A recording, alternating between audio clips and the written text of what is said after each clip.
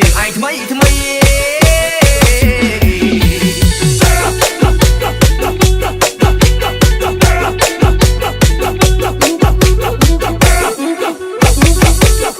បងអាចារ្យសង្ហានឹងថាអត់ថ្មីជាអាចារ្យគឺហានឹងស្បែកជើងថ្មីប្រពន្ធតែងឲ្យថ្មីថ្មីនាងស្ដីថាកុំអោបាត់ញេ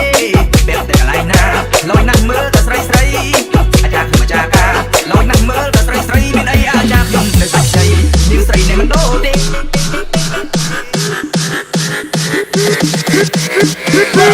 Start